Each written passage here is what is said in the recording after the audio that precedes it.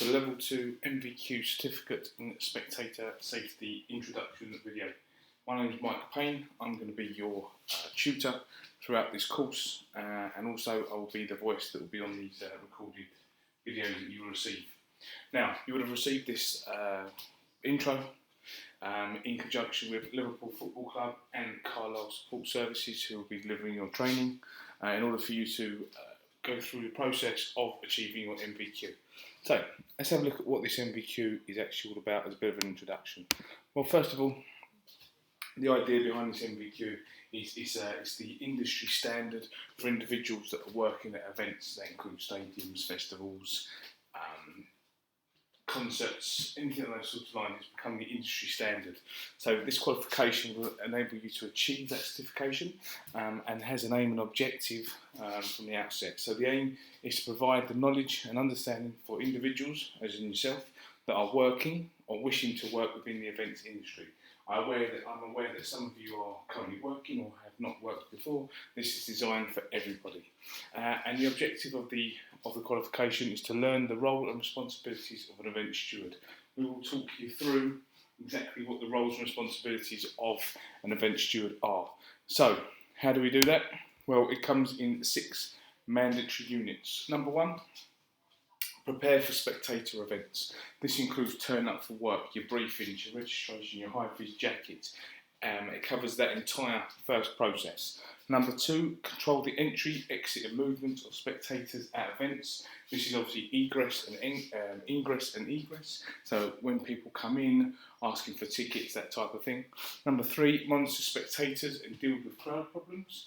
This comes in all forms of disguises. This could be individuals that are local overcrowding, for example, such things as half-time at toilets, half-time at kiosks, the bar, that type of thing, to someone scoring a goal and everyone coming down to potentially going down to the pitch. Number 4 is support the work of the team and the organisation. So we're going to discuss why it's important that you work as part of a team, why it's important that you actually do that to provide a good service for the organisation. In this case, it's the Liverpool Football Club, and also your supervisors. Number 5 is help to manage conflict. This really is outside of, you can use this outside of the events industry, because obviously we come across conflicts all the time, but we'll be looking at how you deal with it, what sort of signs you're going to be looking for. And also to deal with accidents and emergencies. This will range from a stub toe to a IED package found, or to potentially someone having a heart attack. So we'll cover all this. Again, this is all knowledge that you will receive in order for you to do your job and achieve the MVQ qualification. So what will happen is, on each one of these, you will receive a recording, 6 units, split up 1, 2, 3, 4, 5, 6, and a recording of me talking. And then the idea is then that you listen to the recording and the PowerPoint, and then obviously complete the units. So, how do you actually achieve this MVQ? Well, you start off with yourself. You obviously complete the workbook or the portfolio, and then conduct 2 observations. Myself and someone called Kelly, who hopefully you will meet when it comes to the sign up. We will then assess the portfolio. What it means by assessing is making sure you've got the correct answers. I will go through that in a second of exactly what it is that we require. This will then go to the awarding body and have an IQA and an EQA. So how that basically works is you complete the work, do the observations, we assess you, we put down and agree that yes, you have passed this qualification, or we give you feedback and say no, you need to do something else, or you need to increase it. It then will go into an IQA, stands for Internal Quality Assurance, which is an internal for Carlisle Support Services, and then EQA is an External Quality Assurance, which will be from the awarding body. They will sign off to say yes, happy with that, happy with the assessor's remarks, and they give you the qualification. So, how do you get the qualification? In order to complete this, you're required to complete the portfolio unit by unit, so 1 to 6, and using the 6 recorded seminars. This will obviously be me talking, going through the PowerPoint. This will enable you to do it in your own time.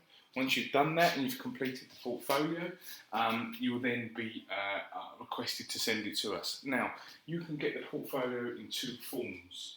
The first one will be on a Word document. Obviously, all you do is type it in, and I'll show you how you do that. Save it and send it back to us. Alternatively, if you have a physical copy, we will be doing drop-in centres, drop-in days, where we'll be at Anfield, Liverpool Football Club. You can drop in and make sure you are where you are in terms of that. You'll also be required to complete 2 days at Anfield. So this will be via Eventbrite. This will be for portfolio completion, which is obviously outside of the drop-in days, and also we'll be doing scenarios. So it will be a scenario based upon the units that we have in the portfolio, and obviously the 6 units to give you that understanding of what is required. There'll also be live webinars that you'll be requested to attend. This will be with me, and we can go through any answers or any questions that you may have, and I'll answer them for you. So treat that as if you're in the classroom. And as I said before, drop-in days provide support throughout the course. So, let me show you the portfolio now. Okay, so this is the portfolio that you will receive. This is Unit 1. However, in Units 1, 2, 3, 4, 5 and 6, they're exactly the same, as in not in the same questions, but they're set out exactly the same. So as I said before, you'll be having this either on a Word document, or alternatively you have it in a hard copy. But either way, this is what we need to fill in from the offset. Obviously your first name, last name, date of birth, age, centre name and number, do not worry. Learner registration number, do not worry, we'll give you that. Contact telephone number and email. We require you to do that, so if you have your portfolio with you, great, start filling that now. All you do is click on there, and I'll type in this one, click in Word as it is, M-I-K-E for Mike, and then push save, and that will then save it for you. So that's what we require you to do. So just a recap, that's first name, middle name if you have one, surname, date of birth, age, contact telephone number and your email address. Again, if you have the hard copy, please write it in pen. Then we require you to fill in this second page. All this is a self-appraisal, which will enable us to identify areas of training and development that we need you to achieve. So where you're looking here, I want you to be honest. I need you to be honest on this. For example, preparing for school activities. Do you have no knowledge or some knowledge? What the idea is if you have no knowledge or some knowledge, then by the end of it, you will complete one of these at the end of the course, and the idea is that you show progression. Okay, so please be honest, it gives us an understanding. If you put on there that you're competent in something, I will ask you questions about it. So please be honest, no knowledge or some knowledge or competent. Again, for you that have worked in a stadium before, potentially no knowledge or some knowledge would be where you need to be. Okay, so please fill that in, and that'll be for all the units. So here you go, 1, so different order says 1, 2, 3, 4, 5 and 6. Perfect. And now we go on to the unit. So this is Unit 1, just to give you a bit of an overview. These are the questions, these are the learning objectives that you require to hit to pass the qualification. So you don't need to worry about this. All you need to do is look at the the questions and then answer accordingly. So, number 1, which of the following pieces of legislation are relevant to stewards and spectators at the venue you work at? Well, you will be going through the legislation. So all you then do, if you believe it's health and safety at work, click on that, put an X, a tick, a yes, a no, whatever you may think it is, and then X in that one, for example, and then continue as you go. You'll also get questions that are like these. So, the Equality Act 2010, what is it? Well, type it in. Obviously, that's not the answer. Type it in, and that will show you. And all you then do is save it. Make sure you save it. Or if you have a computer, put it on auto-save. That way, then, if you complete it all and it doesn't save, then obviously you have to go back and do it. Now, the answers to this will be in the videos that I send you with me talking. It's not just me showing the PowerPoint, I'll go into it as if we are doing a lesson. Okay, so all the information is there. Again, if you have any issues, they have an email address at the end that you're more than welcome to email me on, or you can save it for the drop-in and or the 2 days or the webinars. It's entirely up to you. So, as you go through, question 4, question 5, so again, just click on there, answer the questions. Make sure you answer the questions. Now, when you answer these, what we request is, this is where the assessing part comes in, we request that you actually bolster up your answers. So where a 1 word or maybe a 1 sentence answer is correct, for example, what is the purpose of the following? Code words. So you might put in there that the purpose of the code word is so everyone understands an emergency. Fantastic. give examples. You want to bolster it up. Make it like almost like a paragraph rather than a sentence. That shows the EQA and the IQA that you've understood it.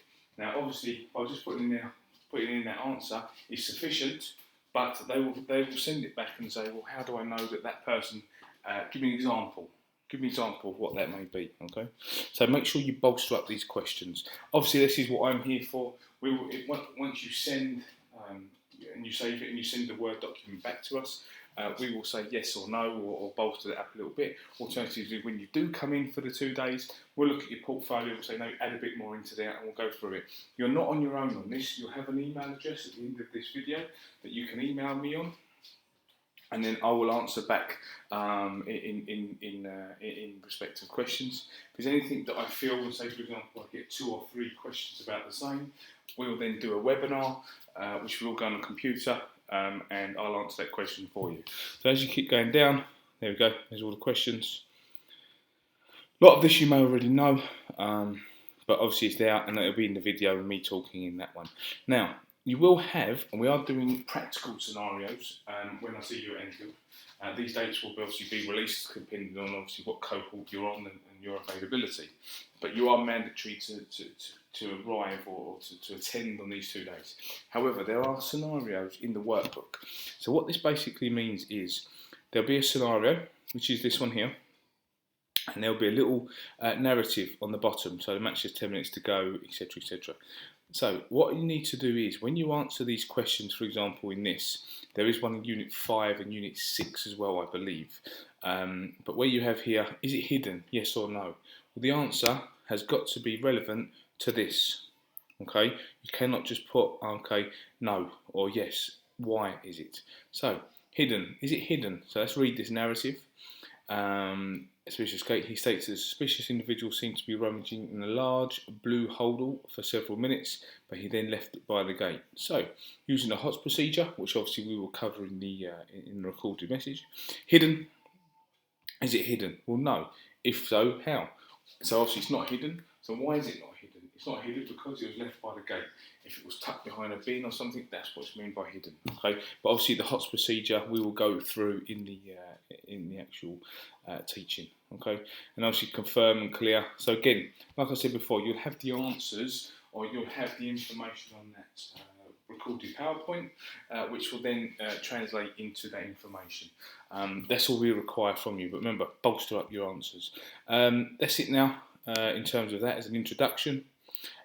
Just one final thing. If you have any issues or any questions, please contact myself or Kelly via email, and that is on gnrtrainingltd@gmail.com. We will pick that up. We will then reply with any issues or any questions.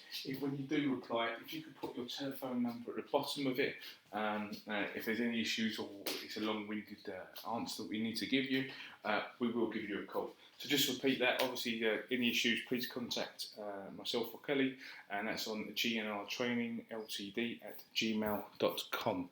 Fantastic. Thanks for listening, and I will hopefully see you very soon.